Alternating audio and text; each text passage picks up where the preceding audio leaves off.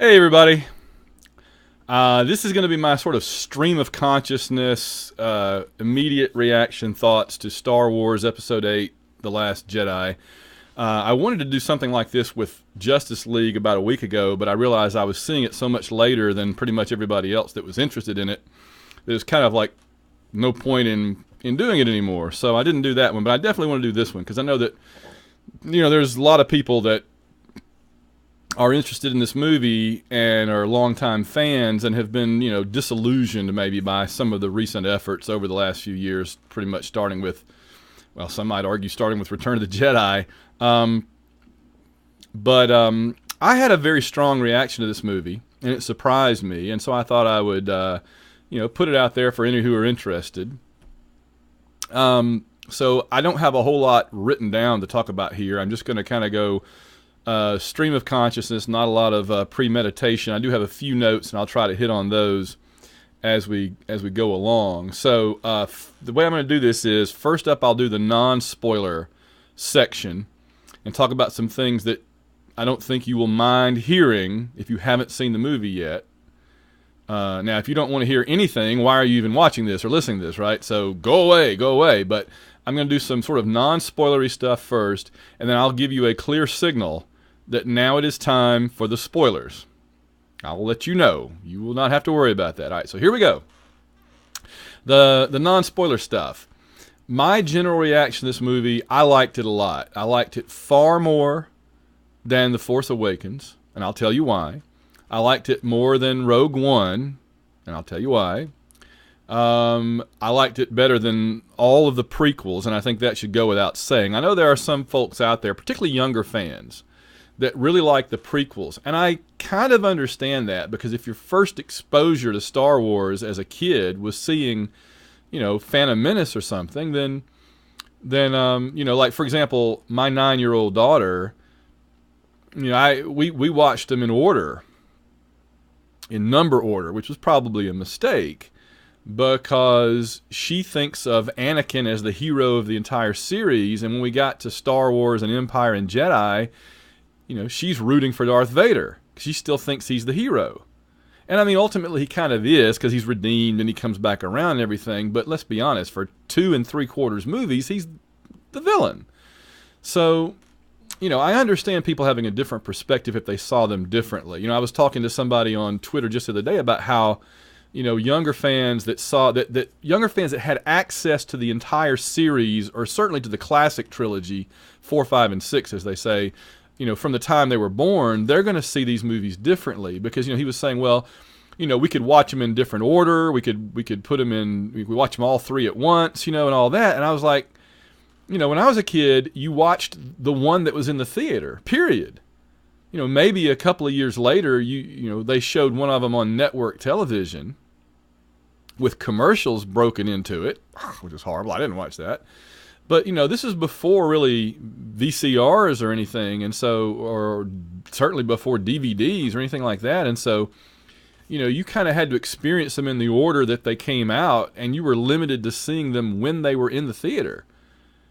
So that's a whole different world than what we have now. So I understand how some people's,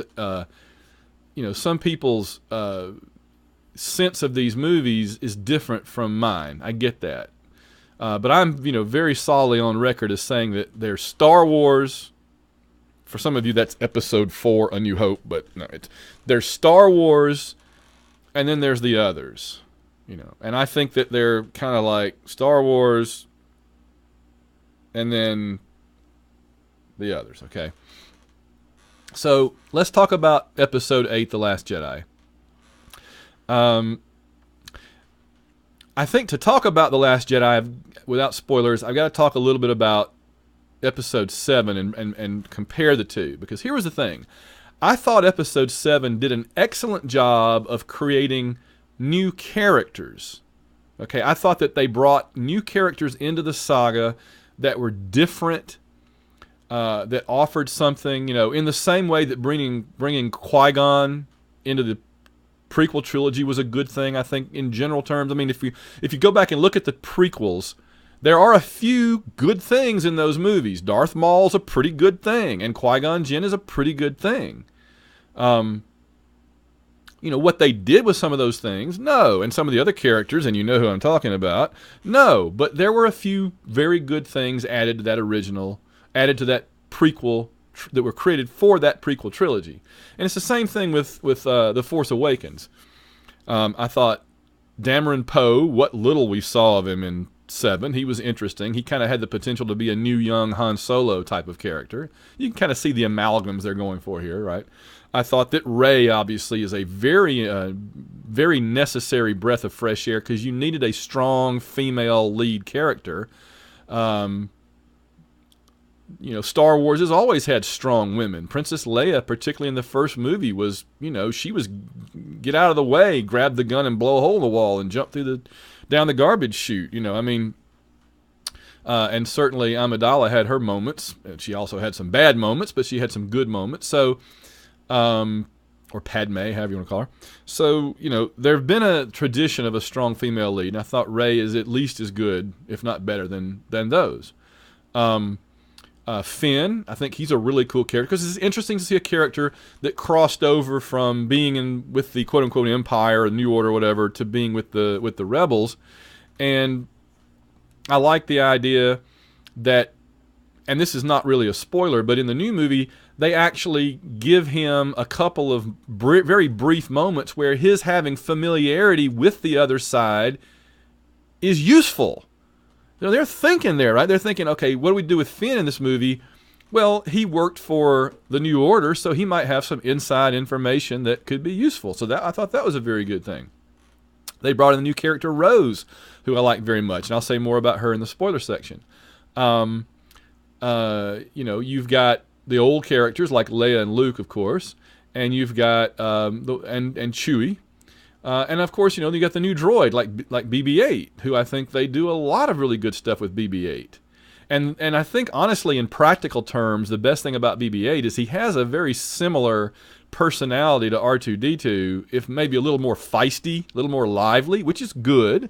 Because I think R2-D2 was limited into these so static. Like R2-D2 is like, he's like a trash can, and then occasionally he rolls. And occasionally he pops something out and does something. But R2-D2's expressiveness, his personality, was limited by his being a glorified trash can. And I don't mean that in an insulting way at all. I mean, that's what they had to work with in 1970, 76, 77 when they filmed it. BB-8, the great thing about him is mobility. He can zip all around, run all around, and move his head all around and do stuff. And so, he's got all the stuff that R2-D2 had plus more. So I think he's been a very successful character in that way. And my daughter was going nuts over the evil version that maybe you've seen in the commercials. I won't tell you what he does or anything about him, but okay.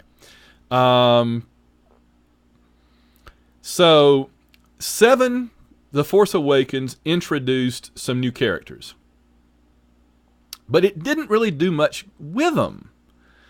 I thought really that Finn and Rey were used fairly well in Force Awakens, but the overall plot of that movie, I just did not think it didn't serve those characters very well. It didn't give them a lot to do.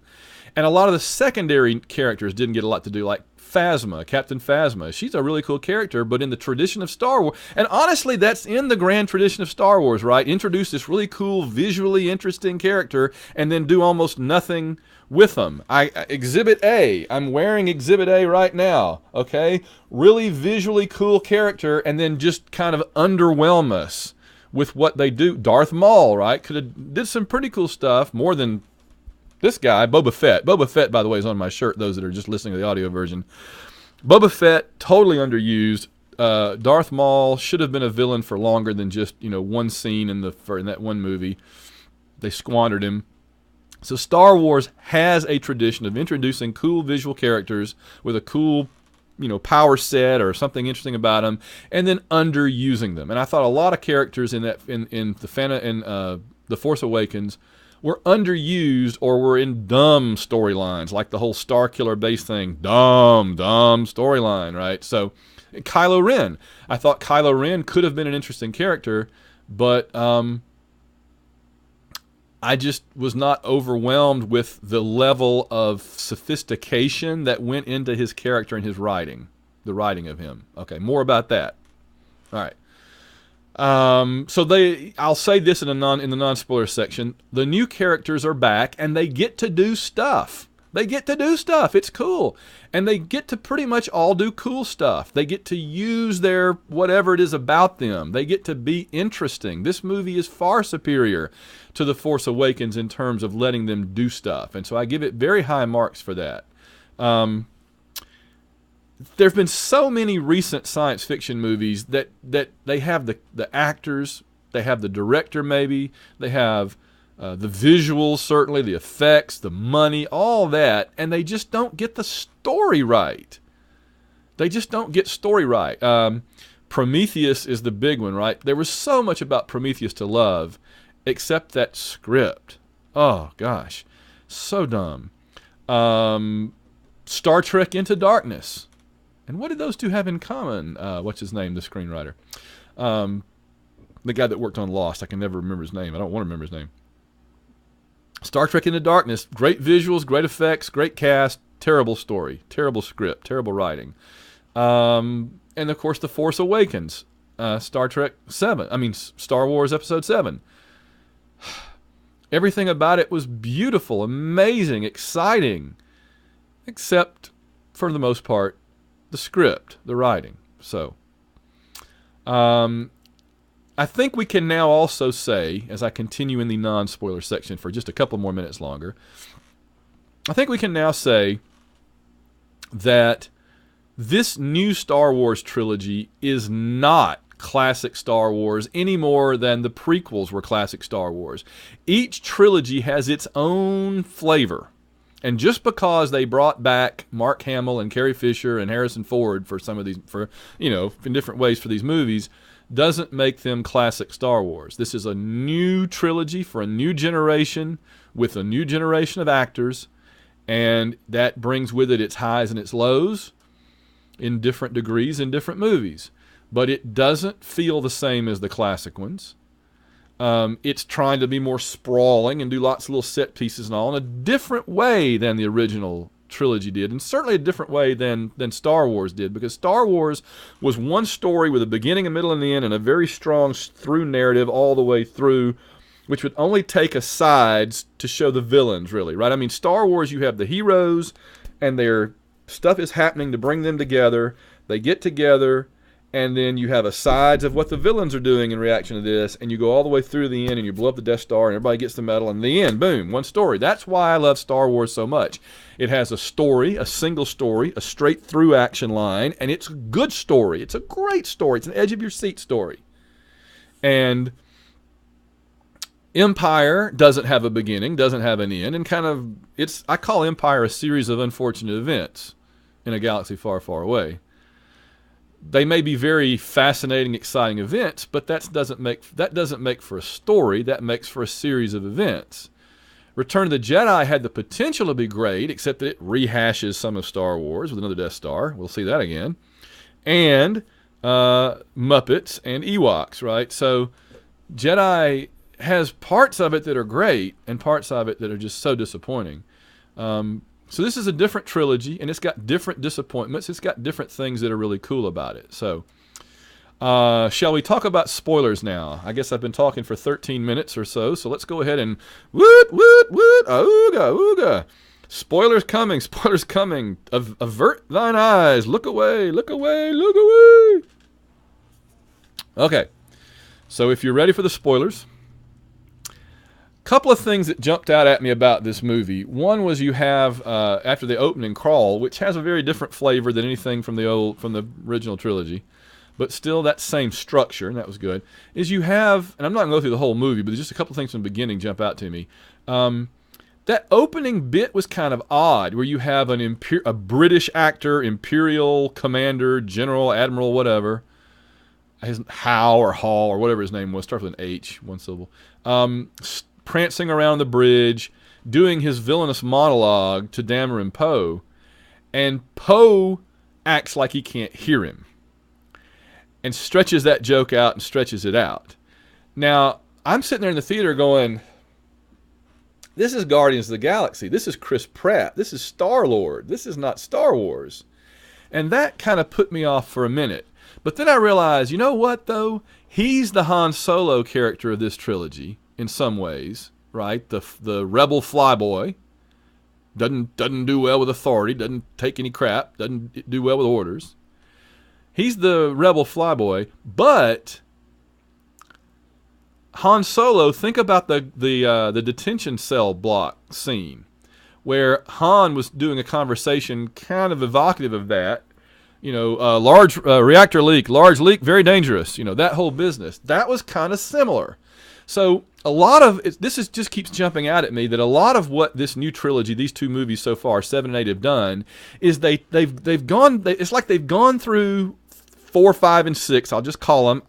Not what I like to call them, but for briefness' sake, it's like the screenwriters have gone through 4, 5, and 6 with a fine-tooth comb, and they've dug out little nuggets of 4, 5, and 6, and they've changed them just enough that they're new scenes with new characters, but they still call back something from the old one.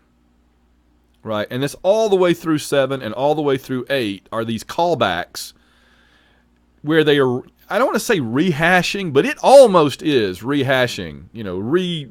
It's almost plagiarizing in a way, but it's not. I mean, it's very close. But that's one of them, right? You have the rebel, cocky, funny flyboy having a funny communication over radio or whatever with the Imperial officer.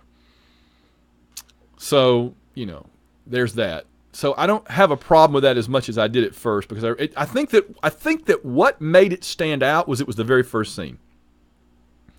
That if it had happened later in the movie, where he just has that funny conversation, we'd have laughed it off. Oh, funny scene in the 30 minutes in the movie. But because it's the opening scene, and the opening scene of a Star Wars movie is not really usually a joke, that was off-putting at first. In retrospect, 2.5 hours of movie later, I'm okay with it. Let me go ahead and mention up here, I think the biggest problem I have in the movie, and I'll talk a little bit about the problems, and I'll talk about some of the good things, okay, and then we'll wrap up. I was talking on Twitter this morning, and this is the Saturday morning after I watched it Friday night. And we'll talk about the box office it's doing in a minute too. And I was talking a little bit on Twitter about it, and one of my Twitter friends, Earl the Prowler, an Auburn guy, AU Wishbone listener, I believe, he sent me in his view on basically one question about the movie, which is sort of, I guess, the listener question segment for this show. And I have a computer pop-up thing. There, okay. So I thought I would just read it, because I think he puts it very well, and I'll do my best to address it as best I can. Okay, he says, first off, I loved the movie overall. There was a lot to process, and I think a second viewing will make a lot of it more clear. I agree. I'm looking forward to seeing it again, which is not something I said about the last 2, 3, 4, 5. 5, yes. He continues, my biggest struggle is with Luke, and specifically the scene they showed multiple times of him confronting young Ben Solo. My mind has a hard time resolving that scene with Return of the Jedi Luke. This is a guy who said, I can't kill my own father, an evil father he barely knew and was convinced he could turn back to the light. When he defeated him, he even threw his lightsaber away and refused to finish the job. That's true. However, Earl says, when he confronts Ben Solo, he sees something so bad he instantly thinks, I need to kill him immediately, even if it was just a second of weakness, as we kind of find out, in a later bit. This was his best friend's son, whom he had known since birth. We are to assume at that point Luke was instantly convinced he was irredeemable, even more so than a Vader who exterminated Jedi for 20 years. The same Ben Solo who 15 years later in The Force Awakens has to keep resisting the call to light. Okay? And he continues, this is his last paragraph, I'm not saying Luke should have been the perfect, unflawed hero who jumps right into his expected role of galactic savior without hesitation, but this scene seems to conflict with what has already been established about Luke in film. To me, it would have been better to say he saw the darkness building, tried to stop it, but just couldn't do it. let me say that sentence again, because I did a poor line reading there. To me, it would have been better to say that Luke saw the darkness building, tried to stop it, but just couldn't do it, than to say he got caught trying to murder him in his sleep. The whole reason Ben was at Luke's school in the first place was because everyone could sense darkness in Ben, and they wanted him to train with Luke. Now, he says, would love to know your thoughts. Keep up the great work. Thanks, and War Eagle, Earl. Well, thank you, Earl. I appreciate that, because I wanted to go ahead and just read your whole statement, because I think you do a far better job than I could have done of explaining and laying out the issue there. And I'll say, to a certain degree, I agree with you. And here's the thing. We got multiple tellings visually, right, of that scene from different people's points of view toward the end of the movie. And when I realized that was what was happening, right, that first we get a view and it's I think a bad view, and then later you get a view and it's like, well, here's why, and you keep getting addendums to it and everything. When I realized that we were going to get a series of explanations that were increasingly either saying Luke is the devil, look how he did me wrong, or Luke was a hero and he had a moment of weakness, but he was trying to, resolve it and trying to fix it and everything. When I realized that that's what they were doing, okay, I started rooting for the last version to make me feel good about Luke again, right? You're rooting. You're like, okay, come on, be a good explanation. He misunderstood something. Be a good explanation. And I would say that the final explanation we get, which is that he sees, I believe the last explanation we get is that he sees Ben/Kylo Ren lying there, and he freaks out, pulls out his lightsaber, and then he realizes, no, I can't do that. I got to fix him. But Ben wakes up and sees him, and blah, blah, blah, and boom. I feel like it wasn't what you and I wanted, Earl. I get that. I agree. But it was better than where I was, initially. Oh my gosh, he just went in to kill him. So I agree that I think what we're arguing is that out of character, right? I think what it really comes down to is when they wrote the script for this movie, did they write Luke out of character? And to be honest, I don't know that you could have told the story they were trying to tell in this movie and write him differently than that. So you're kind of in a box, right? On the one hand, you want to be true to the character. And I'm a very well-known proponent of making the story fit the character and not twisting characters unrealistically to fit a predetermined story. See Prometheus, see Star Trek Into Darkness, see so many stories we've gotten over the years. The whole Skrull secret invasion in Marvel Comics a few years ago. The Civil War story in Marvel, which they totally repaired and fixed perfectly in Captain America, the Civil War movie. I'm a big fan of making the story fit the characters, not having the characters shoehorned into a story and acting out of character. So I agree with you to a certain point, and I think that's probably the biggest single flaw of the movie. I do think that's probably the biggest single flaw of the movie.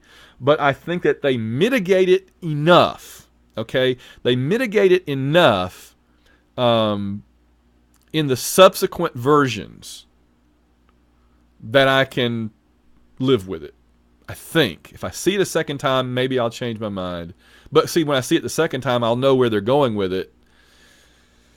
We'll see. But yeah, I wish it could have worked better. I really do wish it could have worked better. And compared to the problems I've had with every Star Wars movie since Empire, pretty much, it's not a deal breaker for me. Another thing about this movie, all of the Star Wars movies, to one degree or another, feel almost like anthologies in one box. In other words, like Star Wars had the Tatooine part, it had the Death Star part, it had the battle part, and a few other things. Empire had the ice planet part, it had the Dagobah swamp part, it had the Cloud City part, and other things. And Return of the Jedi has the Endor part, the Death Star part, the Tatooine Jabba part, right? Each of the Star Wars movies, particularly the early ones, felt like several very discrete stories stacked together. Okay, this movie feels very much like that. And this gets me to another thing. I was going to allude to this in the non-spoiler part, but I forgot, so I'll mention it now, is that This, we all agreed that Episode 7, The Force Awakens, felt a lot like Star Wars. And by that, I'm going to have to say A New Hope, okay? I don't mean Star Wars in general, because it kind of did and kind of didn't feel like Star Wars in general, but it did feel a lot like the story of Episode 4, quote unquote. Well, 20 minutes into this movie, I'm sitting there going, okay, this is both somehow Return of the Jedi and The Empire Strikes Back, kind of in opposite order in a way. All the way through the Last Jedi, all the way through, you get very strong elements from Return of the Jedi, and then you get strong elements from The Empire Strikes Back. And you get them both in the same movie, including getting somewhat of a resolution to a lot of that in this movie, which is, I think, very interesting. So I'm gonna address that. I want to address the characters as they fit into this story better. Okay, so really quick, this movie, to compare it to those other two, it's got a very similar scene toward the end with the assault on the rebel base with the giant door. Right, that's very evocative of the snow battle, except it's salt instead of snow. Didn't really get I understand the whole thing about the red, but whatever. It's got the evacuation of a rebel base when the bad guys, Star Destroyers, are attacking, like we saw in the beginning of The Empire Strikes Back. It's got the rebels losing and being on the run, like in The Empire Strikes Back. It's got Yoda, like in Empire Strikes Back. It's got several other things like that I'm forgetting. Then there's the parts of it that are like Return of the Jedi, including certainly the scene with Snoke in the Emperor in the throne room. I mean, that is pure Return of the Jedi, just with a different flavor and a different set of events. I was surprised. I got to mention that what happens to Snoke in this movie was just one of several moments in this movie where I said to myself, I don't know. I honestly, right now, I haven't looked. I don't know if the screenwriters were the same for this movie as for The Force Awakens. In a way, it feels the same. In a way, it doesn't.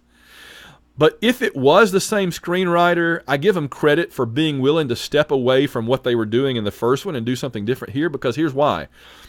A lot of the stuff that seemed to be set up very big and very dramatic in the first one but didn't really work, it's like the screenwriters of this one, of 8, they came in and said, screw it. Take a sledgehammer to it, right? It's like in Episode 7, they were setting Snoke up as this big, scary, mysterious presence. You don't know, is he a giant? You don't know who he is. You don't know what he is. There's this whole mystery behind him. They're setting it all up, leave it hanging there. What is Snoke? Whoa, what is he? And then in this movie, they kind of said, he's like a poor man's emperor. Kill him quickly. Ugh, and he's dead. Boom. Really? So this is yet another example, along with Boba Fett and Darth Maul and all the others, of create an interesting new character, put some mysteries around him, and then kill him. But, honestly, I didn't have a big problem with that, because I thought he went out in a very fun... I liked how he went out. I thought it was cool. I liked the twisted motives. I mean, let me talk about characters now, because that gets me into Kylo Ren, okay? I think that... I've made the point now, right, that they copy a lot of Empire and they copy a lot of Return of the Jedi, and I'm not sure if they were doing things to deliberately kind of poke a finger in the eye of Episode 7, or if this is where they were going all along. I don't know. That's one thing I'd like to know the answer to, and I'm curious about it. Okay, but now let me go into the characters, because this is really the heart of what I wanted to say about this movie, is that they use the characters much better. Okay, I did not care at all for Kylo Ren, Ben Solo, in the first movie. I thought he was ridiculous. I thought he was silly. I just didn't think he had a lot of redeeming characteristics. And I thought, if this is supposed to be the lead villain of a new trilogy, wow, I'm not getting it at all. What they did with him in this movie, though, was subtle. It was nuanced. It had multiple layers to it. It was far more sophisticated. So again, if it's the same writers as wrote the first one, 7, right? Episode 7, I give them credit. They got better. And if this was different writers, then Good. Good job, Disney, Lucas, whoever. Going out and getting different writers, because he was nuanced. He had different layers to him. He was up to different things. He was fooling us. You couldn't quite tell what side he was ever on, or if he was changing, or exactly what he was doing, or why. And it was in the same style and flavor as Luke and Darth Vader in Return of the Jedi and The Empire Strikes Back, and yet it was different. That's what I liked about this movie, and what I wanted from a Star Wars movie that's going to try to harken back like this. I want it to evoke things from the previous movies and from this universe that we have warm, fuzzy feelings about and good memories and nostalgia about, but yet use them in original ways. Do something different with them. Blowing up a big thing that blows up planets or stars is not original enough. But having Kylo Ren, who in the first movie was just a petulant baby who pitches tantrums, and that was kind of funny, but other than that, having him in this movie have multiple motivations, and he's shifting allegiances and stuff, that was good. I give him full credit for that. I really liked that. And I liked his relationship with Rey. When it first started happening, I'm like, okay, he's going to be, mentally communicating with Rey. And I don't really want to see this. It's going to be, they're going to just be fussing each other like, you should join me. You should leave me alone. You should join me. You should leave me alone. That's going to be boring. But it didn't do that. It didn't. It became more interesting because she started having sympathy for him. And I thought, okay, so she's going to pull him over. That's interesting. And then you get the reversal again that no, he's, trying to pull, but not for, he was trying to pull her over, but not like Darth Vader with the Emperor. For him, he was trying to pull her over to help him and kill Snoke. So that was interesting. It was kind of a reversal in a way of the sequence from Return of the Jedi. So I thought that was very, very good. I'll mention the very, very ending too before I forget about it, because it wasn't huge, but it was very powerful. I was like, where are they going? Because they reach a natural ending point in this movie, right? Luke has become one with the Force, and, everything's kind of settled down. The rebels have escaped and all that. And then you get that last tacked on scene in the stable, and the little boy, and he has that ring, the rebel ring that he got, I guess, from Rose, and he walks out, and he's got a broom showing that he's like a slave, a servant or whatever.